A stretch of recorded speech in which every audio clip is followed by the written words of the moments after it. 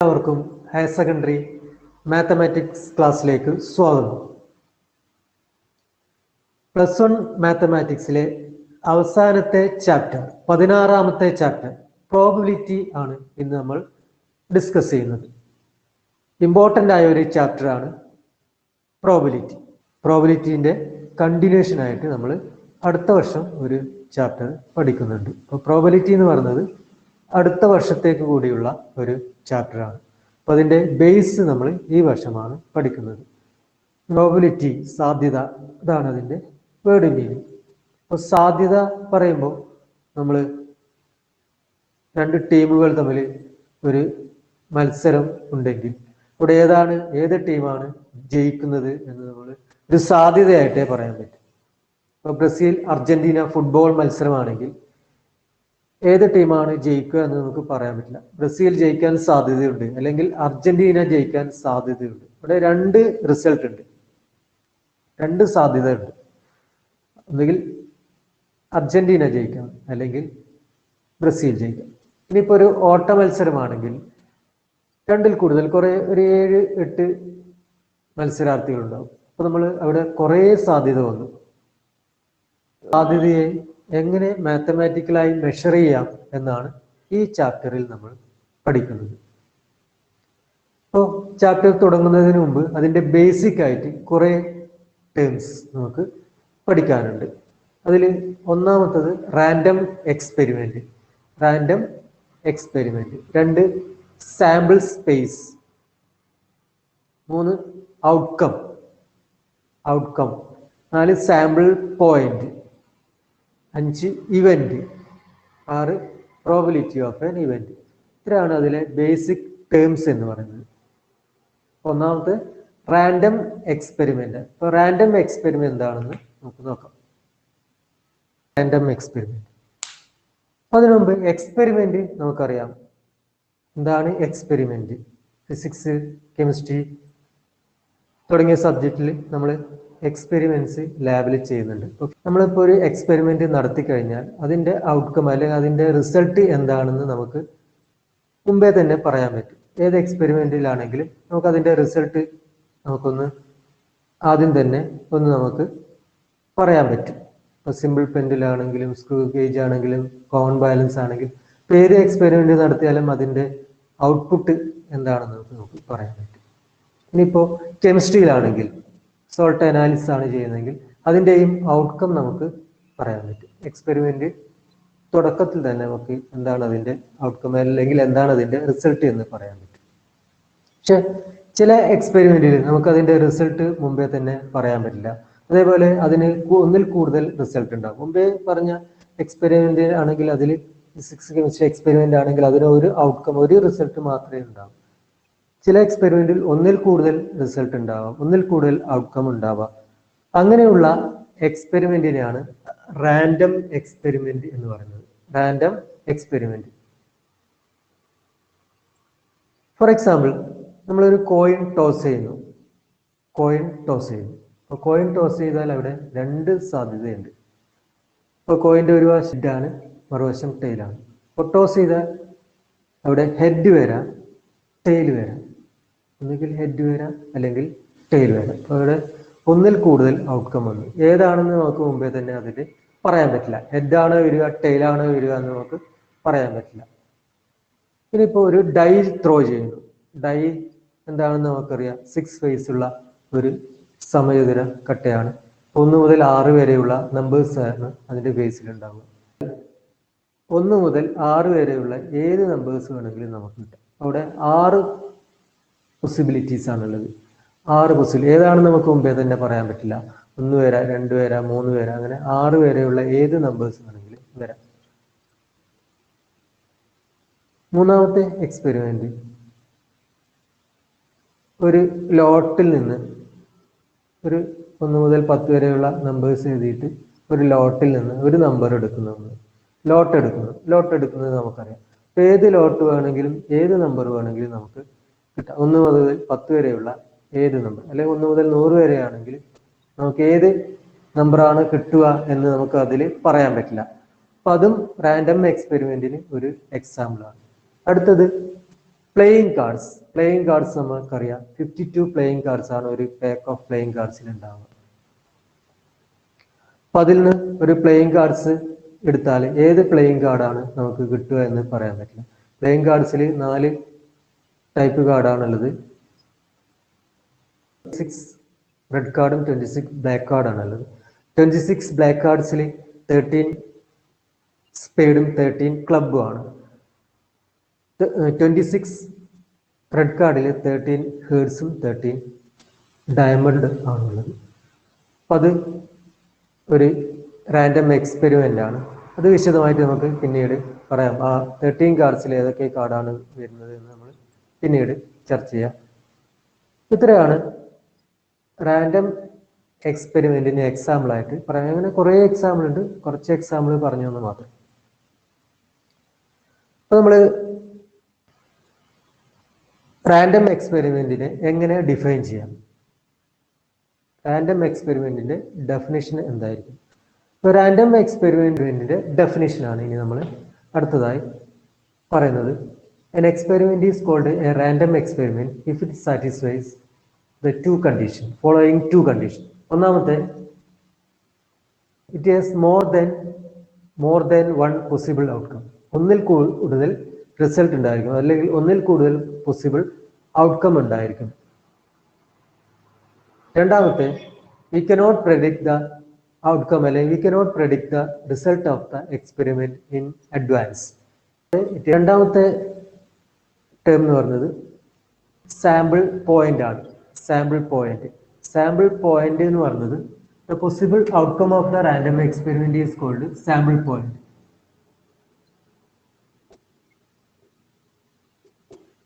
The possible outcome of the random experiment is called sample point.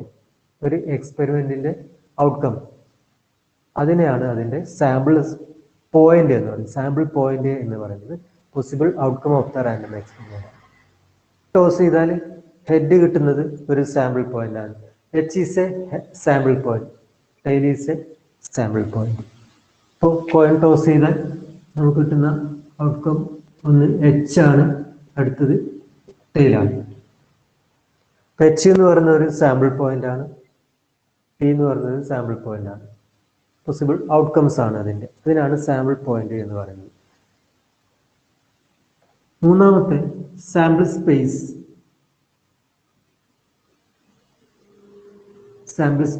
For possible outcome of a random experiment is called sample space. Set of all possible outcome of a random experiment is called sample space. അപ്പോൾ coin toss ചെയ്യുന്ന കേസിൽ sample point എന്ന് പറയുന്നത് എച്ചും ടിയും ആണ്. അപ്പോൾ നമുക്കതിനെ ഒരു സെറ്റിൽ എഴുതിയാൽ സെറ്റ് എച്ച് ടി, ഇതിനാണ് സാമ്പിൾ സ്പേസ് എന്ന് പറയുന്നത്. We denote sample space by S എന്ന ലെറ്റർ കൊണ്ടാണ് സാമ്പിൾ സ്പേസ് ഡിനോട്ട് ചെയ്യുന്നത്. നമ്മൾ ഈ പ്രോബിലിറ്റി എന്ന് പറയുന്നത് 2 ചാപ്റ്റർ ആയിട്ട് നമ്മൾ ഈ പ്രോബിലിറ്റി കണക്ട് ചെയ്യുന്നുണ്ട്. ഒന്നാമത്തെ നമ്മൾ ആദ്യത്തെ ചാപ്റ്റർ സെറ്റ് ആണ്. Set, relation and function, set, cross product, അതുമായിട്ട് പ്രോബിലിറ്റി കണക്ട് ചെയ്യുന്നുണ്ട്. അതേപോലെ പെർമ്യൂട്ടേഷൻ, കോമ്പിനേഷൻ എന്ന ചാപ്റ്റർ ആയിട്ടും ഈ പ്രോബിലിറ്റി നമുക്ക് കണക്ട് ചെയ്യുന്നുണ്ട്. അപ്പോൾ 2 ചാപ്റ്റർ കണക്ട് ചെയ്തുകൊണ്ടാണ് നമ്മൾ പ്രോബിലിറ്റി പഠിക്കുന്നത്. ഇനി രണ്ടാമത്തെ എക്സാമ്പിൾ, ഡൈ ഡ്രോ ചെയ്യുന്ന കേസിൽ സാമ്പിൾസ് പോയിന്റ് സാമ്പിൾ സ്പേസസ് 1 2 3 4 5 6. 1 മുതൽ 6 വരെയുള്ള എലമെന്റ്സ് ആണ് നമുക്ക് ഈ സെറ്റിൽ ഉണ്ടാവുക. ഇവിടെ സാമ്പിൾ സ്പേസ് എന്ന് പറയുന്നത് 1 to 6 ആണ്. 1 to 6. നാലാമത്തെ ഇവന്റ്. നാലാമത്തെ ബേസിക് ടേം എന്ന് പറയുന്നത് ഇവന്റ് ആണ്. Event of a random experiment. Event എന്ന് പറയുന്നത് any subset of the sample space is called an event. Sample സ്പേസിന്റെ സബ്സെറ്റ് ആണ് ഇവന്റ് എന്ന് പറയുന്നത്. ഫോർ എക്സാമ്പിൾ, കോയിൻ ടോസ് ചെയ്യുന്ന കേസിൽ getting a head is an event, or getting a tail is a event. അത് 2 event ആണെന്ന് പറയാം. അപ്പോൾ സാമ്പിൾ സ്പേസിന്റെ സബ്സെറ്റ് ആയിട്ട് വരുന്നതാണ് ഇവന്റ്. അപ്പോൾ the case of tossing A coin, getting a head is an event. അതൊരു ഇവന്റ് ആണെന്ന് പറയാം. E1 അല്ലെങ്കിൽ getting a tail. Getting a tail is an event. അപ്പോൾ getting a head ഒരു ഇവന്റ് ആണെന്ന് പറയാം. Getting a tail വേറൊരു ഇവന്റ് ആണെന്ന് പറയാം. അപ്പോൾ die ത്രോ എന്ന കേസിലാണെങ്കിൽ getting 1, the number 1 is an event. Getting 2 is an event. Etc. Getting 6 is an event. അവിടെ 6 events ആണ്. ബേസിക്സ് ടേംസ്, ബേസിക് ആയ കാര്യങ്ങൾ എന്ന് പറയുന്നത് random experiment, sample point, sample space, പിന്നെ ഇവന്റ്. ഇനി കുറച്ചുകൂടി എക്സാമ്പിൾ ആണ് നമ്മൾ ചെയ്യുന്നത്. Coin 2 times. Write the sample space of this experiment. ഇതാണ് ക്വസ്റ്റ്യൻ. അപ്പോൾ ഒരു കോയിൻ 2 പ്രാവശ്യം ടോസ് ചെയ്തു. ആദ്യത്തെ പ്രാവശ്യം ടോസ് ചെയ്താൽ HT. അതേപോലെ രണ്ടാമത്തെ കോയിൻ്റെ HT. രണ്ടാമത്തെ പ്രാവശ്യം ടോസ് ചെയ്യുമ്പോൾ നമുക്ക് HT എന്നുണ്ട്. അതിൻ്റെ സാമ്പിൾ സ്പേസ് ആണ് നമുക്ക് എഴുതേണ്ടത്. ആദ്യത്തെ പ്രാവശ്യം ടോസ് ചെയ്തപ്പോൾ ഹെഡ് കിട്ടി. വീണ്ടും രണ്ടാമത്തെ പ്രാവശ്യം ടോസ് ചെയ്തപ്പോൾ ഹെഡ് കിട്ടി. അപ്പോൾ നമുക്ക് H എന്ന് എഴുതാം. ആദ്യത്തത് ഹെഡ്, രണ്ടാമത്തെ ടെയിൽ. അപ്പം HT. ആദ്യത്തത് ടെയില്, രണ്ടാമത്തത് H. ഇപ്പൊ TH. ആദ്യത്തത് ടെയില്, രണ്ടാമത്തത് ടെയിൽ. അപ്പോൾ TT. 4 സാമ്പിൾ പോയിന്റ് ആണ് ഉണ്ടാവുക.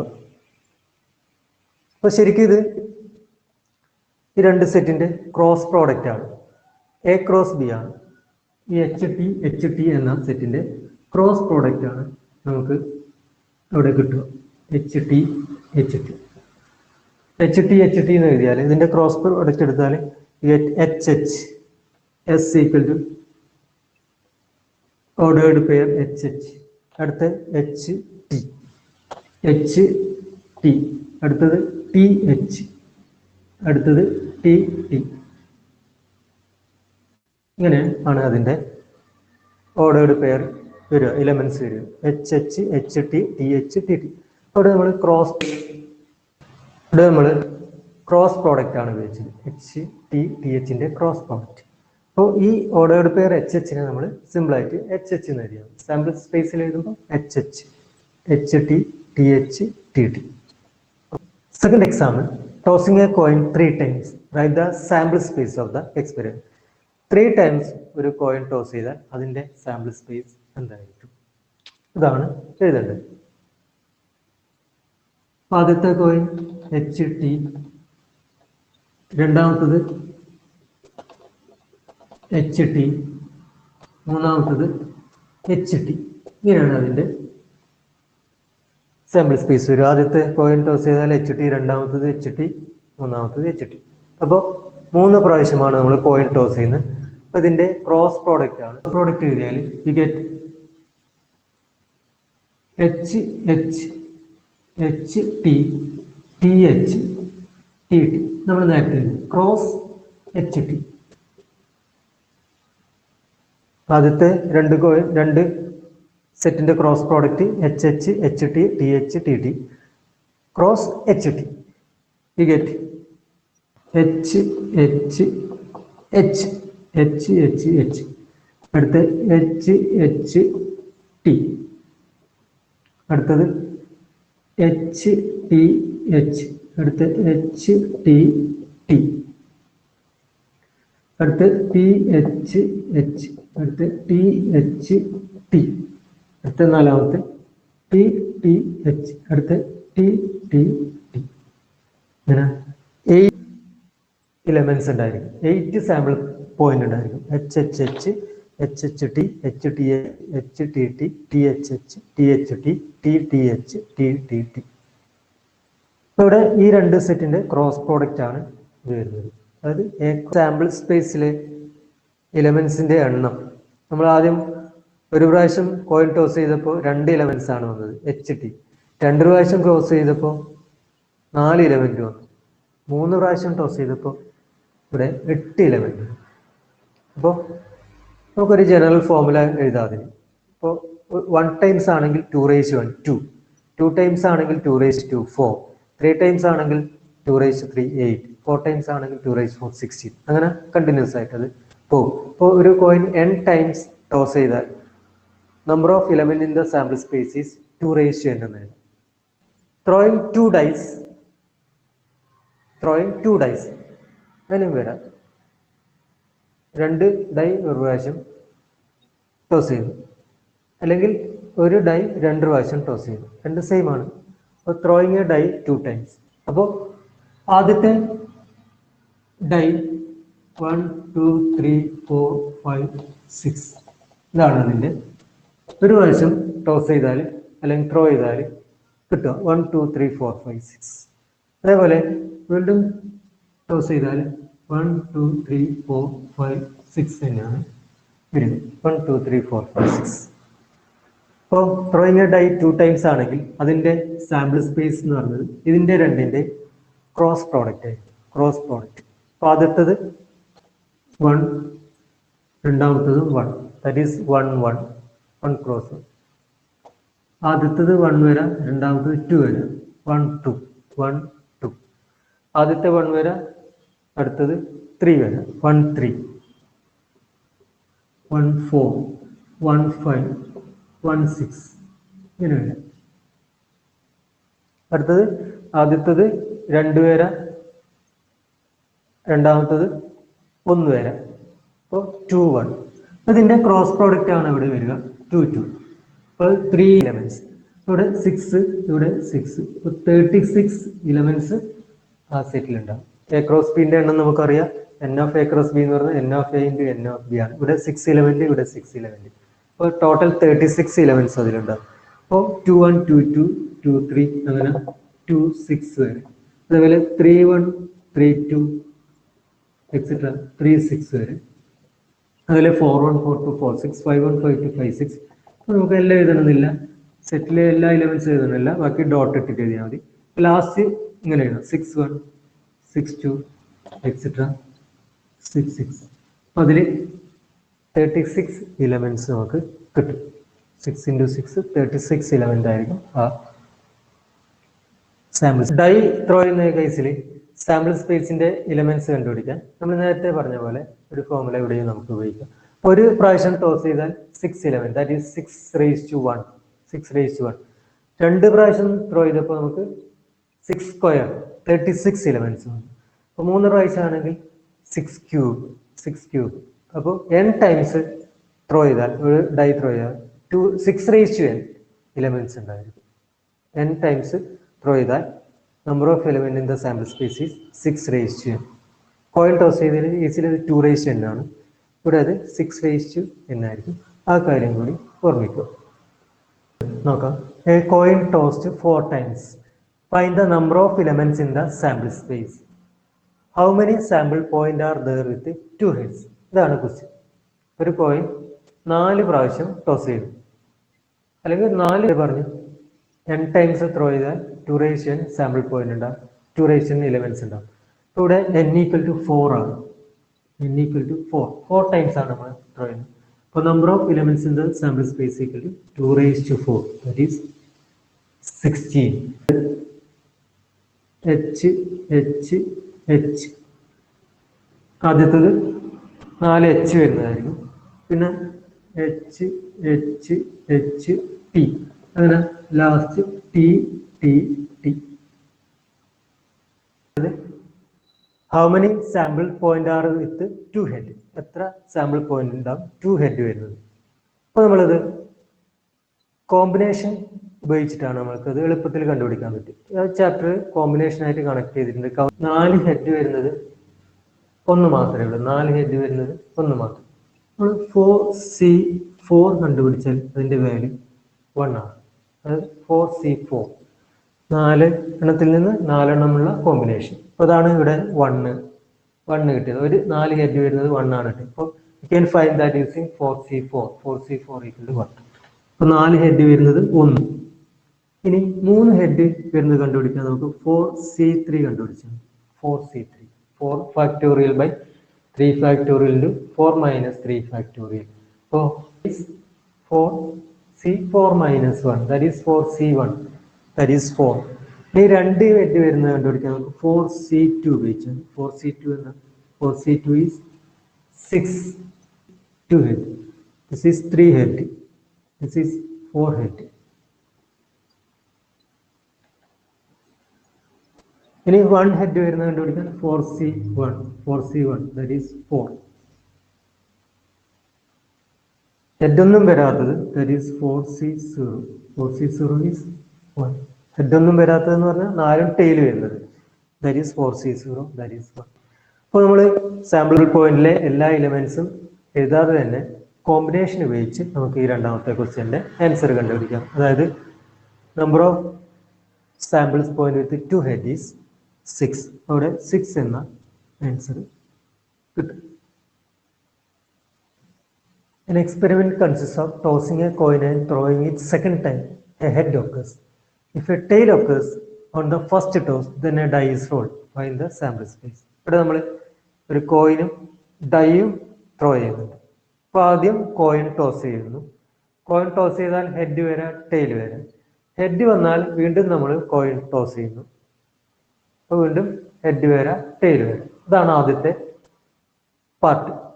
ഇനി ആദ്യത്തെ കോയിൻ ടോസ് ചെയ്തിട്ട് ടെയിൽ വന്നാൽ നമ്മളൊരു ഡൈ റോൾ ചെയ്യുന്നു അല്ലെങ്കിൽ ഡൈ ത്രോ ചെയ്യുന്നു.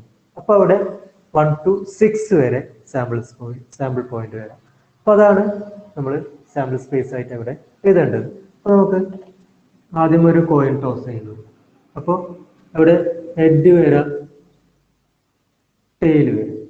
എന്നാൽ നമ്മൾ വീണ്ടും കോയിൻ ടോസ് ചെയ്യുന്നു. അവിടെ ഹെഡ് വരാം ടെയിൽ വരും.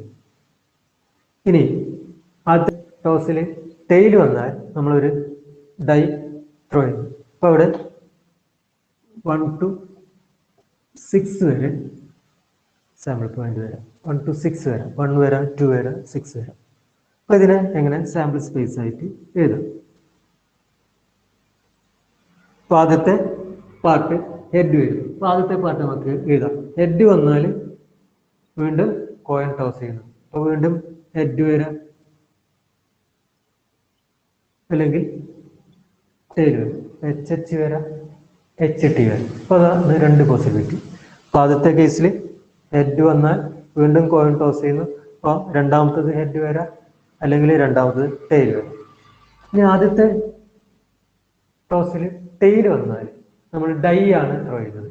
അപ്പോൾ ഡൈ ത്രോ ചെയ്താൽ T1 വരാം 1 വരാം T2 വരാം T3 വരാം T4 വരാം T5 വരാം T6 വരാം. രണ്ടാമത്തെ കേസിൽ ടെയിലാണ് വരുന്നതെങ്കിൽ ഡൈ ആണ് ത്രോ ചെയ്യുന്നത്. അപ്പോൾ 1 to 6 വരെ എലമെന്റ്സ് വരാം. അപ്പോൾ ടെയിൽ 1 വരാം ടെയിൽ 2 വരാം അങ്ങനെ ടെയിൽ 6 വരാം. അപ്പോൾ ഇതാണ് അതിൻ്റെ സാമ്പിൾ സ്പേസ്. അടുത്ത question. A coin is tossed. If it shows head, you draw a ball from a bag containing 3 blue and 2 red balls. If it shows tail, you throw a die. Write the sample space. ഇവിടെ coin toss ചെയ്യുന്നു, പിന്നെ ഒരു ബാഗിൽ നിന്ന് ball എടുക്കുന്നു, പിന്നെ ഒരു dye throw. ഇത്രയും കാര്യങ്ങളാണ് ചെയ്യാനുള്ളത്. ഇത്രയും ആണ് ഇത്. ടോസ് ചെയ്യുന്നു. അപ്പോൾ ഹെഡ് വരാം ടെയിൽ വരാം. ഹെഡ് വന്നാൽ നമ്മളൊരു ബാഗിൽ നിന്ന് ബോൾ എടുക്കുന്നു. ആ ബാഗിൽ 3 ബ്ലൂ ആൻഡ് 2 റെഡ് ബോൾ ഉണ്ട്. 3 ബ്ലൂ ആൻഡ് 2 റെഡ് ബോൾസ്. നമുക്ക് ബ്ലൂ ബോളിന് B1 B2 B3 ഉണ്ട്. റെഡ് ബോളിന് R1 R2 ഉണ്ട്.